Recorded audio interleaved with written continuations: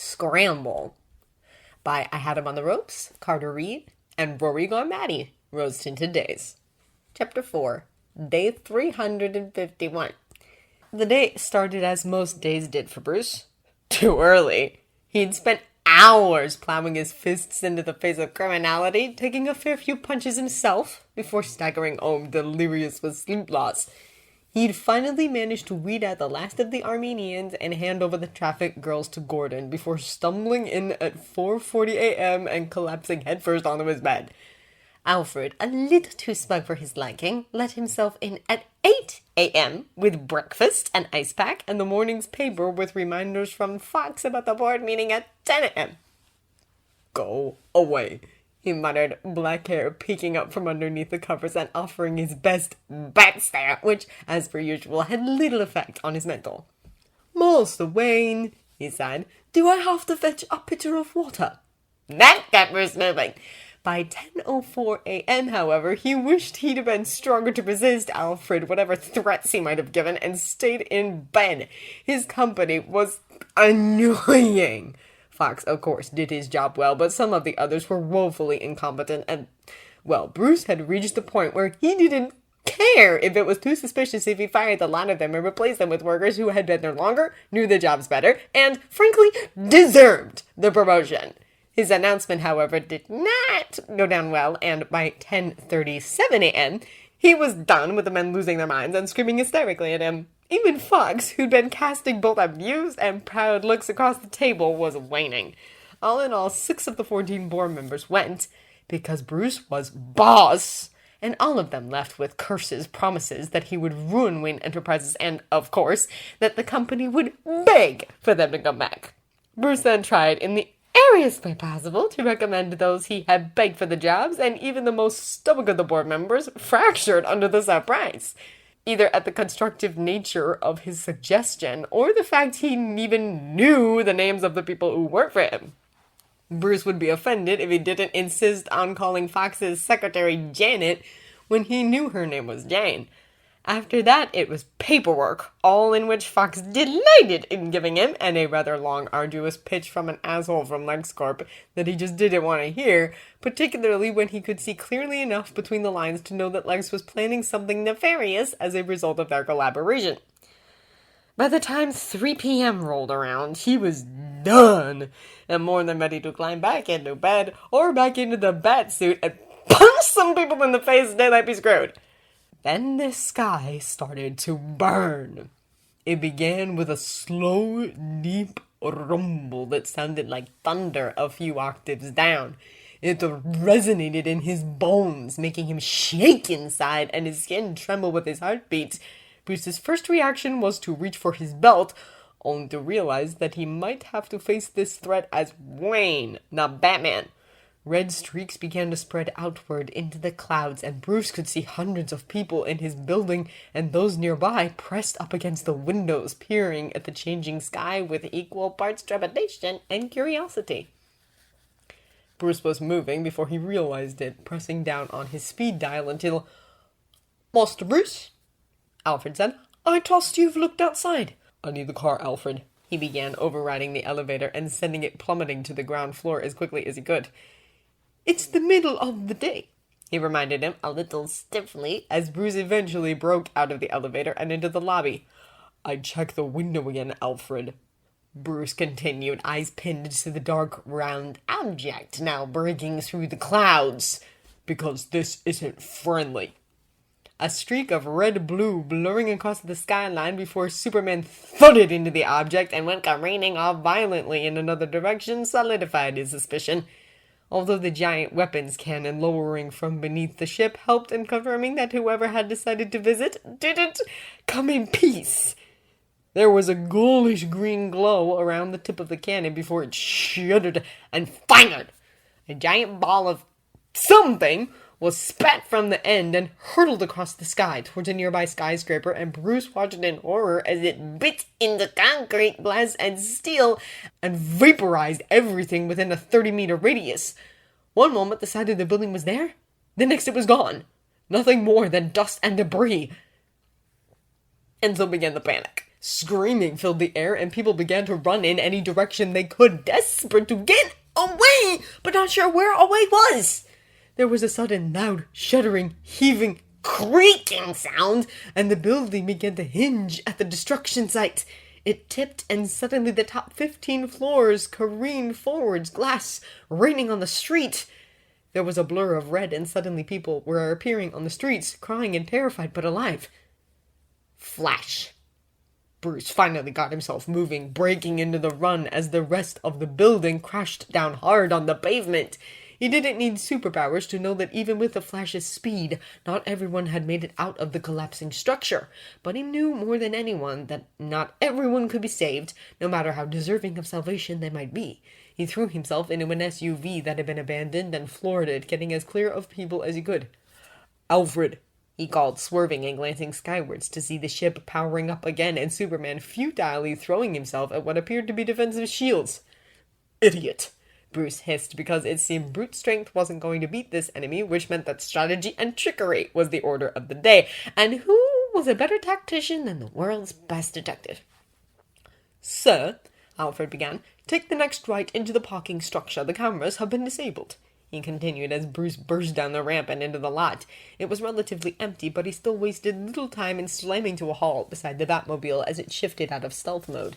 He jumped inside, pulling off his suit and tie as he did, and dragged his armor over his body. "The Nightcrawler and the Batplane are en route, sir." "Just the plane, Alfred."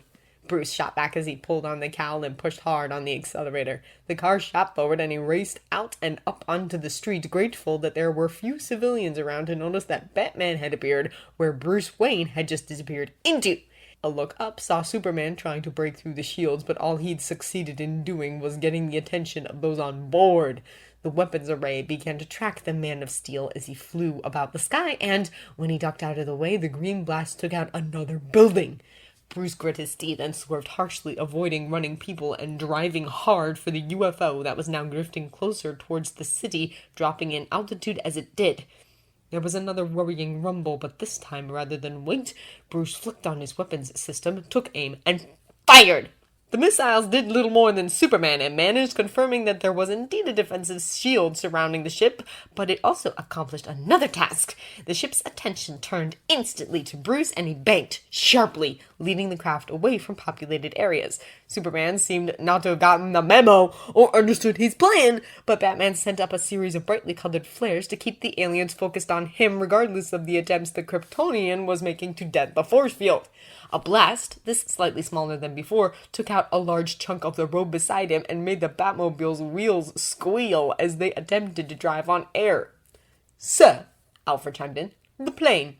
Bruce nearly smiled beneath the cowl, switching the car to automatic control and opening the hatch, leaning slightly and firing a grappling hook that wrapped itself around the side of the plane and hoisted him into the air, just as a well-aimed blast took out the car and several others nearby. He winched himself up and tumbled into the pilot's seat, banking abruptly to avoid a series of shots from the ship that fizzled out after meeting nothing to destroy. "Analyze that shield," Bruce barked, putting some speed into the flight and silently rejoicing when Superman seemed to understand what Batman was trying to accomplish. He'd stopped throwing himself at the ship and instead began flying just over the Batplane's left wing, leading the ship out over the harbor. "Running diagnostics now," returned the computer. Then, "The shield is pure energy. There seems to be no clear way to penetrate it," the computer said. "Crap!" "Wait. So we turn it off," Batman replied. Superman, who had clearly been eavesdropping, because of course he fucking had, turned sharply, eyes wide in surprise. "Idiot! Tell Flash to generate as much lightning as he can, and have Aquaman throw as much of the harbor at it too. We'll short the systems," he demanded, glaring at Superman when he didn't immediately fly off and do as instructed. The glare helped. The end result wasn't elegant. In fact, it was almost ridiculous, with the Flash running around and around in circles like a dog chasing his tail, while the dude in the green, yellow, orange monstrosity of a suit waved a pitchfork and sent a tidal wave towards the ship. The crackling water lashed against the force field and, after the third attempt, shorted out. Bruce couldn't begin to express his gratitude that the systems worked similarly enough to their own for it to work. It took seconds after that for Mr. Red, White, and Blue to make a person-sized hole in their hull and drag out a handful of aliens screeching in loud, indignant tones. All in all, it had been a serious crisis averted with barely any casualties, and Bruce could hear Alfred's thoughts on that for down the end of the line. But still, he had no intention of making such a thing permanent, not even as he worked side by side with Flash and Wonder Woman, digging people out of rubble as they screamed themselves hoarse. Superman had taken it upon himself to become their spokesperson on the incident, letting government know that blowing up the harbor was not in their best interests. The incident had been short-lived pandemonium, and it wasn't until darkness once again hung around Bruce's shoulders did he finally make his escape to Gotham. Gotham, however, seemed to have decided that alien invasion made for a nice time to take a day off, and was quieter than Bruce had ever seen her. It also meant that it took less than 20 minutes for Superman and his gang of multicolored morons to find him. "Batman!" the Kryptonian shouted, dropping out of the sky, Wonder Woman by his side. An orange blur, and the Flash was there, quickly followed by Cyborg and Aquaman. Bruce didn't want to think about the shock one of his citizens might get were they to glance up to that particular rooftop. "Alien," Bruce shot back, enough gravel in his voice that he probably didn't need the modulator. A frown, more concerned and offended than angry, before... "If there was any indication that we need each other, need allies, Batman, then today was that day," the 6-foot blue-eyed destroyer of souls said. "Kal-El is right," Wonder Woman affirmed. "There are threats in this world we cannot conquer alone." She paused, pursing her lips in clear disapproval. "It would be arrogant to assume we can." "I work alone," Bruce hissed, ignoring the way his stomach writhed at Wonder Woman addressing his soulmate with such casual intimacy, with a name that not even Bruce knew. "No offense, Bats," Flash cut in, particularly vibrating where he stood with unused energy. "But so do we all. We all work alone. But when we need to, not work alone, then we can work together."